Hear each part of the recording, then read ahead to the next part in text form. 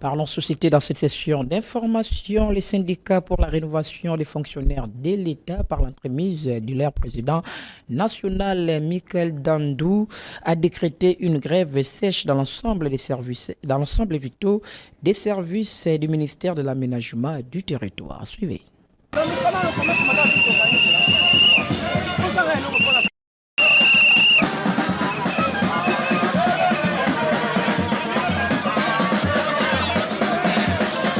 Les syndicats des agents et fonctionnaires de l'État congolais, SIRAFEC en sigle, a exprimé son indignation face au comportement du vice-premier ministre et ministre du budget, Adolphe Muzito, concernant les non-paiements de la prime des fonctions des agents du ministère de l'Aménagement du territoire, attendu depuis 2022.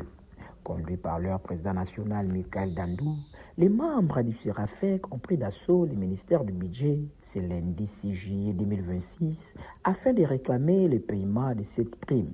Sur place, une délégation mandatée par le vice-premier ministre a rencontré les représentants du syndicat pour tenter de trouver une solution. Toutefois, les discussions n'ont pas abouti. Nous, cadres et agents de l'administration de l'aménagement du territoire, de concert avec les syndicats sectoriels, venons par la présente nous plaindre auprès de son Excellence M. Félix Antoine Tshisekedi Tshilombo, le magistrat suprême. La promulgation de la loi numéro 25-045 du 1er juillet 2025 portant l'aménagement du territoire, salué à l'unanimité tant par les cadres et agents que par les sectoriels, mais qui souffrent jusqu'à présent de mesures d'accompagnement. C'est pourquoi dénonçons avec fermeté cette injustice sociale, cause d'un préjudice permanent au chef des cadres et agents de cette administration. Et cela, 10 ans, jour pour jour. En attendant la prise en compte des desiderata des cadres et agents, notablement sur la question de la prime institutionnelle et indemnité permanente, la grève sèche avec un service minimum reste observée au sein de l'administration de l'aménagement du territoire, services centraux, administrations urbaines et provinciales. À dater de ces jours jusqu'à nouvel ordre. Oui. À la suite de cet échec, les manifestants se sont dirigés vers le ministère de l'Aménagement du territoire, accompagnés d'une fanfare et de nombreux membres du SIRAFEC. Ils ont exprimé haut et fort leurs revendications, exigeant les règlements de cette situation qu'ils jugent injuste. Des retours à leur siège, les responsables du syndicat ont annoncé le déclenchement d'une grève à compter du lundi 6 juillet, appelant tous les agents du ministère de l'Aménagement du territoire à cesser le travail jusqu'à ce que leurs revendications soient satisfaites. Salaki Otokomaki na Mikanda, Touti budget, pour transiter na cabinet ya ministre, toye kosukisa awa na secrétariat général, pour na koyebisa bato ete kobanda mokolo ya lelo cadre nyonso pe agent ya administration et aménagement du territoire mosala eza lisusu te. Les SIRAFEC affirme qu'il poursuivra la pression sur les autorités jusqu'à l'obtention du paiement de la prime de fonction, estimant que cette mesure est indispensable pour assurer la survie des agents concernés et de leurs familles. Napesi bandeko na ngai nyonso mbote mpe na mbemi bango mpona makolo ya lelo. Tozali na makambo ebele te ya koloba, kasi ntina ya mokolo ya lelo ekoyebana na malonkasa oyo tokotanga. Na yango nakosenga na biso nyonso tozala kimia mpe toyoka maye oyo biso toye kosala awa. Tofungola matoi na biso, bongo na biso, mpona koyoka motuya ya makambo toye kosala. Aménagement viva! Viva! Aménagement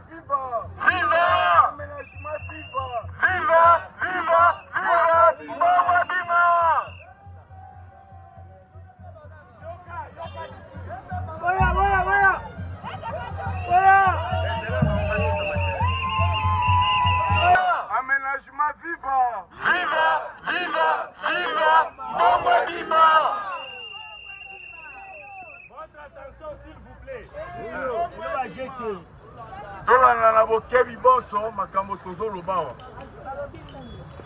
Plainte des cadres et agents de l'administration de l'aménagement du territoire en charge du gouvernement congolais à l'attention du magistrat suprême, son Excellence, Monsieur Félix Antoine Tshisekedi Tshilombo, président de la République, chef de l'État. À l'occasion du lancement de la grève sèche avec un service minimum des cadres et agents de l'administration de l'aménagement du territoire. Nous, cadres et agents de l'administration de l'aménagement du territoire, de concert avec les syndicats sectoriels, venons par la présente nous plaindre auprès de son Excellence, Monsieur Félix Antoine Tshisekedi Tshilombo, le magistrat suprême et garant du bon fonctionnement des institutions. Considérons que depuis l'autonomisation de notre administration en 2016, le ministère de l'aménagement du territoire fait l'objet d'une discrimination notoire, entravant ainsi ce secteur stratégique à mettre en place un cadre institutionnel capable d'organiser la gestion de l'espace physique national et de la démotivation du personnel, une atteinte délibérée au principe d'équité, de paix et de justice distributive. Et aussi la précarité notoire dont croupissent les cadres et agents de cet État, ainsi que leurs dépendants sur le plan social. Il relève de ce qui précède la volonté claire et exprimée de son Excellence M. Félix Antoine Tshisekedi Tshilombo, président de la République, chef de l'État, dans la matérialisation de sa vision telle que contenue dans le programme d'action du gouvernement, à faire de ce portefeuille de l'aménagement du territoire les 4 piliers du développement, d'où la promulgation de la loi numéro 25-045 du 1er juillet 2025 portant l'aménagement du territoire, salué à l'unanimité tant par les cadres et agents que par les sectoriels, mais qui souffre jusqu'à présent de mesures d'accompagnement. C'est pourquoi dénonçons avec fermeté cette injustice sociale, cause d'un préjudice permanent aux chefs des cadres et agents de cette administration. Et cela, disons, jour pour jour. En attendant la prise en compte des desiderata des cadres et agents, notablement sur la question de la prime institutionnelle et indemnité permanente, la grève sèche avec un service minimum reste observée au sein de l'administration de l'aménagement du territoire, services centraux, administrations urbaines et provinciales, à dater de ces jours jusqu'à nouvel ordre. Oui. Dans l'espoir que notre plainte retiendra la particulière attention de votre Excellence, Monsieur Félix Antoine Tshisekedi Tshilombo, président de la République, chef de l'État, magistrat suprême et garant des institutions, ainsi que votre implication personnelle, nous vous transmettons nos hommages le plus déférents. Ainsi fait à Kinshasa, le 6 juillet 2026, pour le comité d'organisation. J'ai dit et je vous remercie.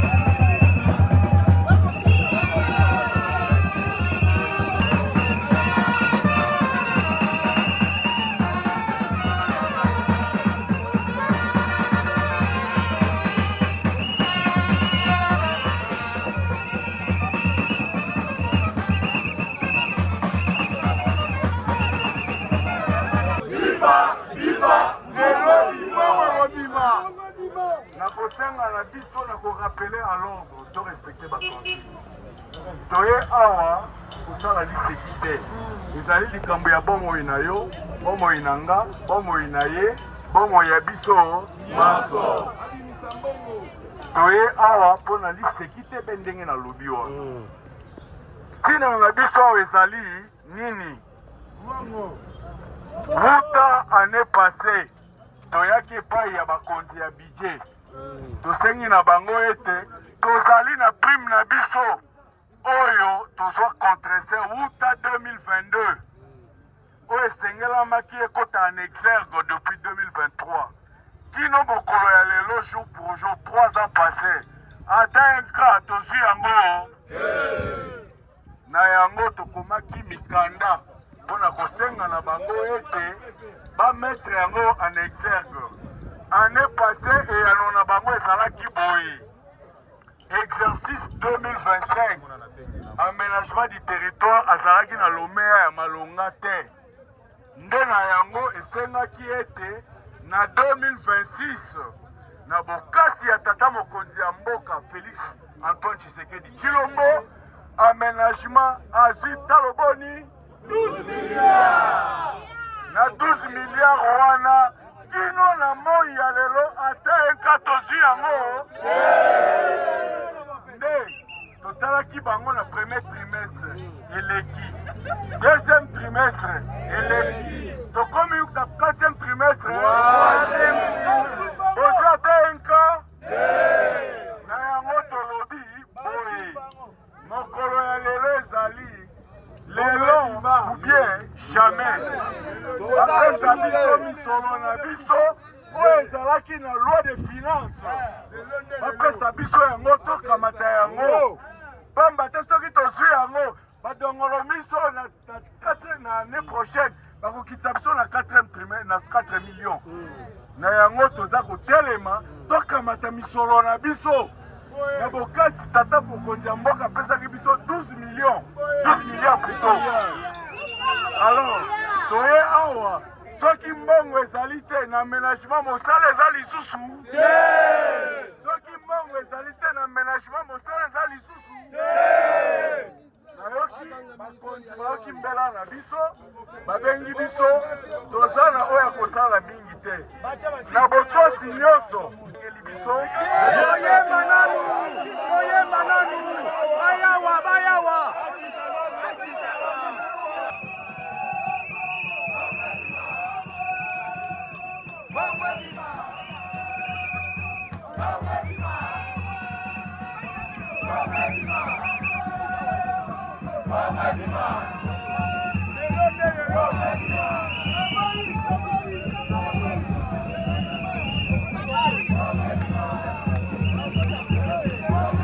On filme boye te biso oza na biso presse ti tona bango te so presse toleka awa tozwa bango boye so oza na biso presse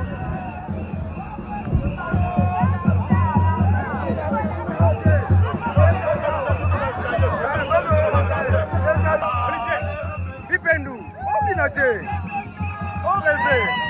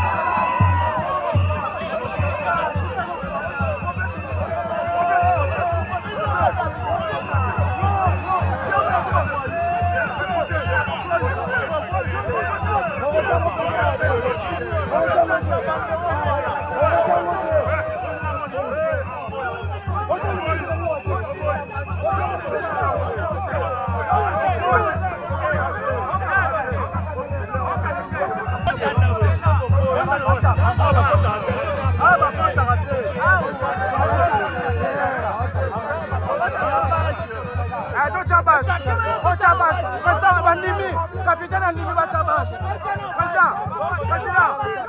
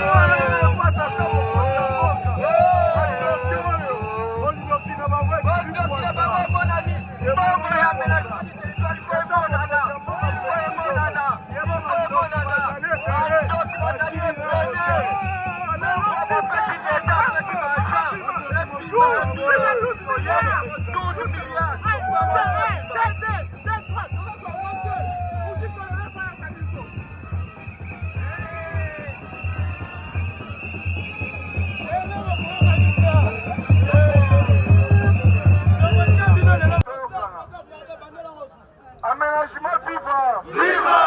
Aménagement vivant! Viva! Aménagement vivant! Viva! Viva! Viva! Viva! Kaka mokonzi na biso ya budget VPM aza koinsiste tomata. Akita! Akita! Ayawa! Akapesa biso ba conseil Toboi!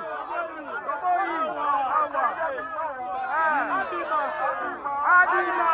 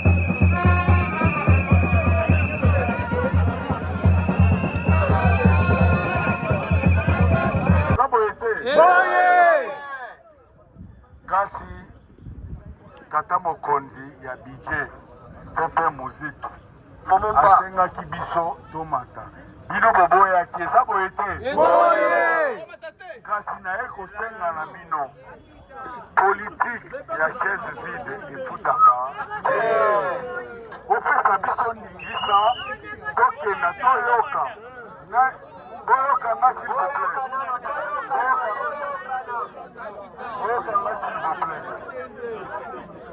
bino bozala bodesine baye oyo bino bosengeli bakenda koyoka nouvelle nini ezali awa na ya mabe na ya malamu eske tokondima eske bokoki kopesa biso ndingisa toke koyoka ne sereske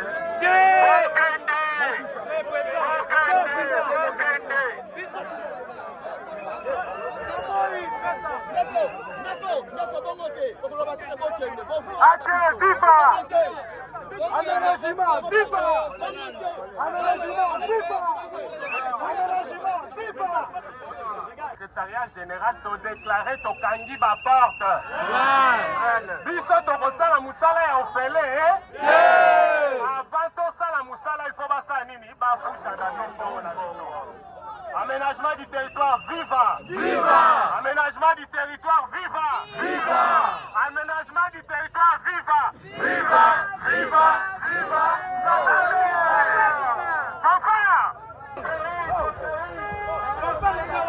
toza bakongolais bakoboma na bango biso te eza droit légitime tokoleka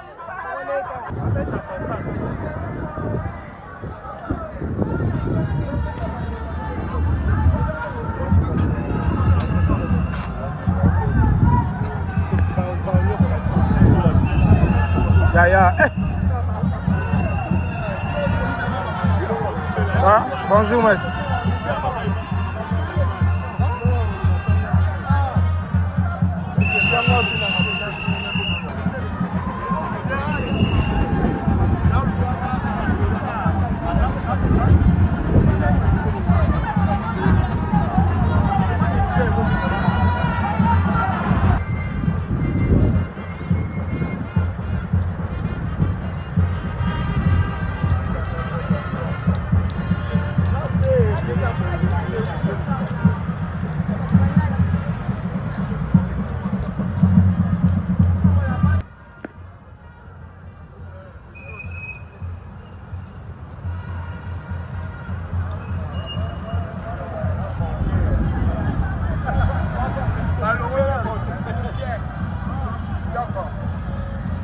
Yo mtanjili oyo wewe watu na bino msusu tuzabiso kate tuza sede na bino wamona na ta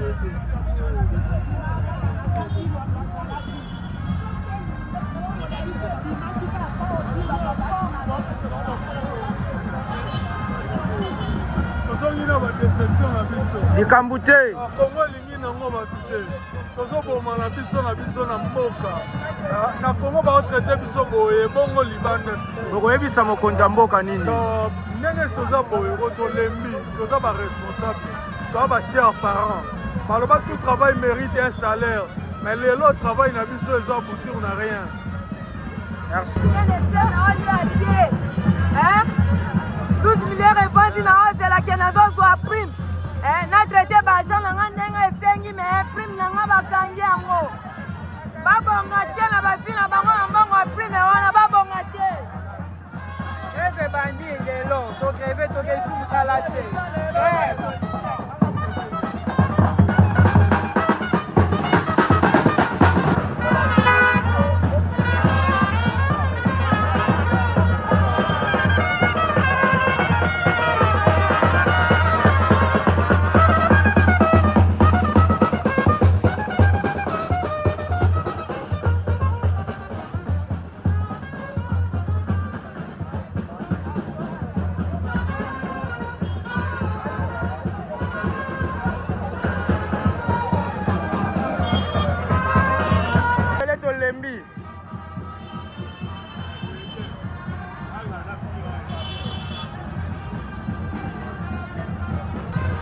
bopanza ngo bien batu batanga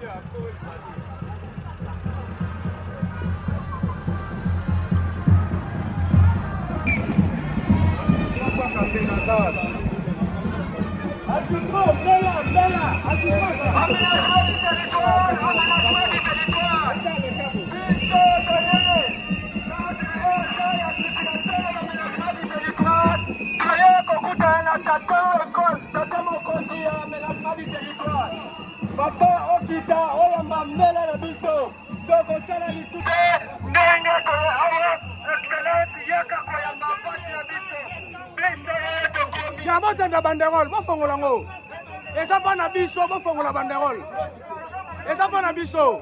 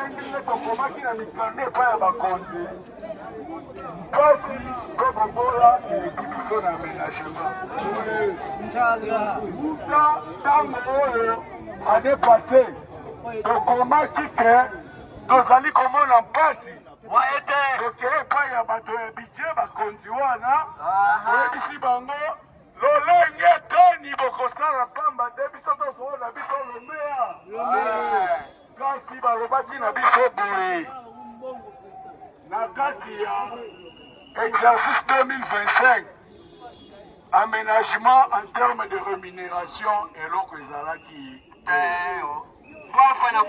tobungi na bango elongo balobi na biso ke tokanga motema ntina exercice 2026 ekomi na makasi mpe na vision ya tata mokonzi ya mboka Faci Beton aménagement azwaki 10 milliards, 12 milliards de francs congolais. Kasi enveloppe wana ezali oyo babengaka na lopoto itopike ata enka moto azwi yango Azate! nde tokomelaki bakonzi ya budget mpo na koyebisa bango ete tolembi makambo oyo premier trimestre eleki ya mibale mpe tokomi na trimestre ya misato soki mbongo na biso ezali te mosala mpe ekosalama na yango touti sika awa na budget kolakisa bango mécontentement mpe na nzela wana tofundi gouvernement congolais bazali bandoki tofundi bango epai ya tata mokonzi ya mboka koyebisa ete yo ozali na volonté ya kosala mpo na mboka oyo kasi gouvernement na yo baza koakompanye yo te nde epai totangaki oyo na biso plainte toyebisi Faci Beton magistrat suprême kangela biso bato oyo bandoki oyo na ministre Sibi sika touti kuna tosala esengeli kosala nde toyei koyebisa oyo na biso ministre de tutelle ayeba ete kobanda na ngongo oyo na administration mosala eza lisusu kobanda ngongo oyo administration mosala eza lisusu te nde tokozongela mosala kino bakopesa biso oyo esengi na biso nde yango ezali mpe mbongo tosengi bakabela biso te eza ya biso moko ezali na loi de finance eza mbongo ya mawa ya nzambe te mbongo na biso ministre ya tutele yebake kobanda sikawa na administration mosala eza lisusu mbongo mbongo ebima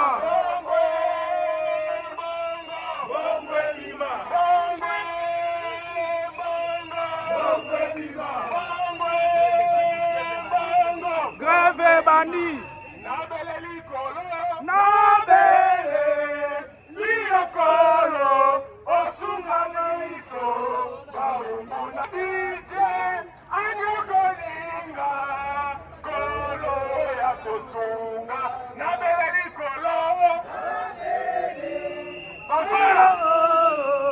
osunga ngai momungunayo monguna dije anyokolinga kolo ya kosunganga aline epai na oyo ya mosala yeba ete kobanda sikawa tokonte na biso lisusu te mosala ekosalama lisusu nde kolongwa na biso tokokokanga biro jalise musa okosala lisusu te